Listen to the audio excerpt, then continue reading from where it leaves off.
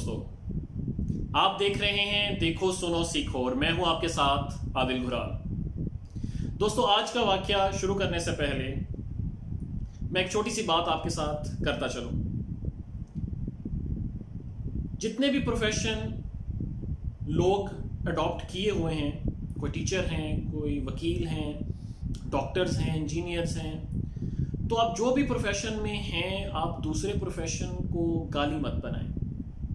Recently doctors और lawyers की लड़ाई की वजह से, झगड़े की वजह से बहुत से लॉयर्स अभी भी सोशल मीडिया पे डॉक्टर्स को बुरा भला कहते हैं। बहुत से डॉक्टर्स अभी भी सोशल मीडिया पे लॉयर्स को बुरा भला कहते हैं। बुरे लोग, बुरे इंसान हर प्रोफेशन में होते हैं, लेकिन इसका मतलब ये नहीं है कि आप किसी प्रोफेशन को गाली बनाएं। मैं खुद एक टीचर हूँ, लेक्चरार हूँ और अभी अल्हम्दुलिल्लाह LLB पार्ट 3 का स्टूडेंट हूँ, यानी लॉयर भी बन रहा हूँ। तो मेरे बहुत से दोस्तों ने, मेरे कोलीग्स ने मुझे ये रिसेंटली वाक़यात के बाद जो लॉयर्स और डॉक्टर्स के हुए, मुझे कहा कि यार तुम अच्छे वाले इंसान थे, किधर वकील बन रहे हो। तो मैं इसलिए मजाक से हट कर भी ये बात कर रहा हूँ कि हमें एक दूसरे प्रोफेशन की इज़्ज़त करनी चाहिए। हम एक दूसरे की इज़्ज़त करेंगे तो हमारी इज़्ज़त होगी। तो आज का वाक़या जो है वो हाज़िर खिदमत है। बरसगीर पाको हिंद यानी पाकिस्तान और हिंदुस्तान, बांग्लादेश तो वैसे भी 70s में आके आज़ाद हुआ। तो बरसगीर जब पाकिस्तान और हिंदुस्तान, बांग्लादेश, सारे इलाके इकट्ठे थे, ईस्ट इंडिया कंपनी हिंदुस्तान में आई और उन्होंने आकर जब देखा कि यहाँ के लोग बड़े प्यार, मोहब्बत, अमन से रह रहे हैं, तो उन्होंने डिवाइड एंड रूल की पॉलिसी जो है वो अपनाई। तो आज भी ये मेरी बात करने का मकसद ये था कि जो प्रोफेशंस हैं, जो लोग हैं, जो सूबे हैं, ये आपस में एक दूसरे के साथ लड़ते हैं। सेक्ट्स जो हैं वो हम सुन्नी, वहाबी, शिया, ये आपस में लड़ते हैं। तो ये बेसिकली जब आप कॉमन चीज़ों को छोड़कर आपस में लड़ेंगे तो आप अपने आप को, अपने मुल्क को, अपने शहर को, अपने सूबे को कमज़ोर करते हैं। और इसलिए जब ब्रिटिश ने भी ये देखा कि आसान तरीका है, यहाँ पे हिंदुस्तान में हिंदू हैं, मुस्लिम हैं, पारसी हैं, बहुत से और जो हैं वो रिलीजन के लोग हैं, सिख हैं, तो उन्होंने आसान तरीका यही ढूंढा कि अगर इनकी यूनिटी रहेगी तो ये आपस में लड़ेंगे नहीं, तो ये तो इनके ऊपर थोड़ी सी फौज के साथ इतनी बड़ी आबादी को कंट्रोल करना बड़ा मुश्किल है। तो उन्होंने डिवाइड एंड रूल पॉलिसी को अपनाया और मुसलमानों और हिंदुओं को आपस में लड़ाया। अब ये जो नफरत है वो वक्त के साथ साथ बढ़ती चली गई। मुसलमान हिंदुओं से नफरत करने लगे, हिंदू जो हैं वो मुसलमानों से नफरत करने लगे। इसी दौरान एक वाकया रूनुमा हुआ, यानी मुसलमानों की एक जगह थी जो उन्होंने डिक्लेयर की हुई थी कि यहाँ पे हम मस्जिद बनाएंगे। अभी भी आप इंडिया में देख सकते हैं बाबरी मस्जिद का जो वाकया हुआ कि एक मस्जिद बनी बनी को तोड़ के जो है वो उसके ऊपर मंदिर बनाने की जो काविश है वो जारी है। ये अलग बात है, उनकी अपनी ये मुल्क का जो कि मामला है, इसमें उनके कोर्ट के फैसले हैं, वटेवर जो है इंशाल्लाह जिसके लिए भी हो अच्छा हो, लेकिन एक तकलीफ दे अमल था। इसी तरह पुराने ज़माने में भी एक दफ़ा यही काविश की गई कि हिंदुओं ने जब देखा कि मुसलमान जो हैं वो मस्जिद बनाने जा रहे हैं, तो उन्होंने जगह पर कब्जा करने की कोशिश की और ये कहा कि ये जो जगह है ये हमारी है और हम यहाँ पे मंदिर बनाएंगे। अब चूंकि जो बात है बढ़ते बढ़ते कत्लो गारत पे आ सकती थी, तो अंग्रेज जो हैं चूंकि अब वो रूल कर रहे थे, तो अंग्रेज जब रूल कर रहे थे तो उनका ये पॉलिसी थी कि वो कोशिश करते थे कि अमन में ही सिस्टम चलता रहे, यानी आपस में नफरत तो ज़रूर रखें, लेकिन अगर ये नफरत के साथ साथ लड़ेंगे, झगड़ेंगे, तो फिर जो हुकूमत है करना वो ज़रा वो भी मुश्किल हो जाता है। तो अंग्रेज़ सरकार के पास मसला गया कोर्ट में। मुसलमानों ने कहा कि ये जगह जो है वो हमारी है, हिंदुओं ने बोला नहीं जी ये जगह हमारी है। मुसलमानों ने भी वकील अपना कर लिया, हिंदुओं ने भी अपना वकील कर लिया। अब जब मुसलमानों ने वकील किया तो वकील ने दिलासा दिलाया कि इंशाल्लाह जो है ये जो जगह है वो मुसलमानों को मैं लेकर दूंगा और यहाँ पे मस्जिद ही इंशाल्लाह बनेगी। जबकि हिंदुओं का मकसद जो था वो मंदिर बनाने के अलावा मुसलमानों को तंग करना, तकलीफ देना, वो मकसद था कि ये डिस्टर्ब हो।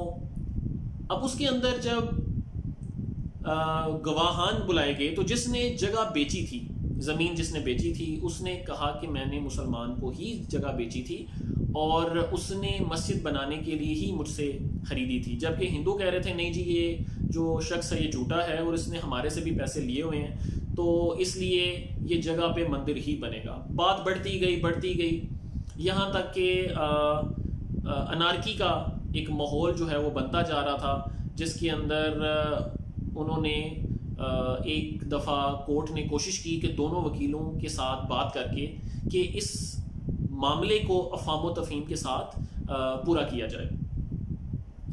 अच्छा, अब जो मुस्लिम लॉयर था उसने जो है इस बात के ऊपर कहा कि ठीक है, बजाय कि कल को कत्लो गारत हो, लोग मरें इस बात के ऊपर कि मस्जिद बननी है या मंदिर बनना है, तो ऐसे करते हैं कि मस्जिद और मंदिर इस जगह पे बना देते हैं, यानी मस्जिद भी यहीं पे बनेगी और मंदिर भी यहीं पे बनेगा।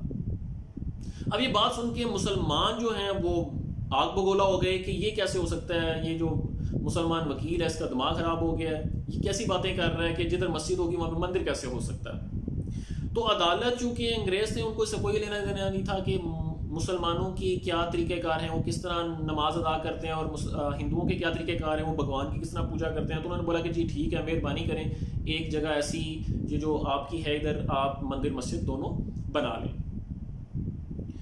तो सारे मुसलमान जो हैं, मौलवियों ने, उलमा ने जो हैं वो फतवे देने भी शुरू कर दिए वकील के खिलाफ, लेकिन वकील ने बड़ा दिलासा दिलाया कि जनाब टेंशन ना लें, इंशाल्लाह हम केस जो है वो जीत रहे हैं, आप इसके ऊपर फिक्र ना करें। हिंदुओं को और कुछ चाहिए नहीं था, उन्होंने शुक्र किया, उन्होंने बोला ठीक है हमें ये फैसला मंजूर है कि मस्जिद भी यहीं पे बनेगी और मंदिर भी यहीं पे बनेगा, चूँकि उनकी जगह तो थी नहीं और तंग करना मकसद था, तो उनका मकसद में वो कामयाब हो रहे थे। अब उसके अंदर जो रूल्स एंड रेगुलेशन जो हैं वो मुसलमान जो वकील था उसने बोला पहले तय कर लेते हैं। चूँकि क्लेम मुसलमानों का इस ज़मीन पे ज़्यादा है, इसलिए नीचे जो है वो मस्जिद बनेगी और जो फर्स्ट फ्लोर है ऊपर जो है वो आप मंदिर बना सकते हैं। अब वो जगह जो है वो कनाल है या 2 कनाल है, जितनी भी है, अब उसके ऊपर जो है फिर वो इन रिटन डॉक्यूमेंट्स में जो है वो मुसलमान वकील ने हिंदू वकील से जो है वो साइन करवाए कि जो मस्जिद की हाइट है वो 12 फुट होगी। अब मस्जिद की जो हाइट है वो 12 फुट जो है वो रखने का मुतालबा किया मुसलमान वकील ने कि 12 फुट तक ये जो ज़मीन से ऊपर जगह है ये मुसलमानों की और 12 फुट से ऊपर जो है वो मंदिर बनेगा। तो हिंदू वकील ने वो साइन किए।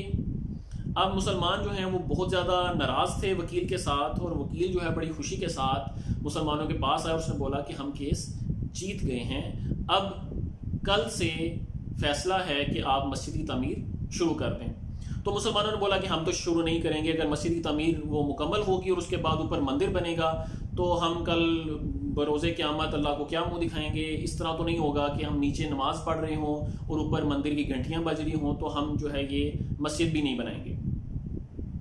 तो मुसलमान वकील ने बोला कि आप टेंशन ना लो, आप मस्जिद जो है वो तमीर करना शुरू करो।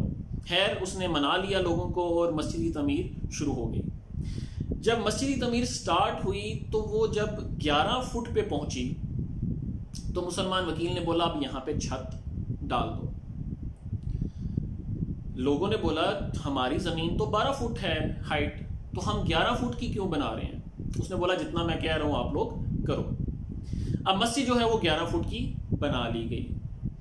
जब हिंदू कंस्ट्रक्शन के लिए ऊपर मंदिर बनाने के लिए आए तो मुसलमान वकील ने उनको कागज़ दिखाकर कहा कि जनाब बात कुछ यूँ है कि आप लोग जो है वो साइन कर चुके हैं कागज़ों के ऊपर कि 12 फुट जो जगह है हाइट वाइज ये मुसलमानों की है।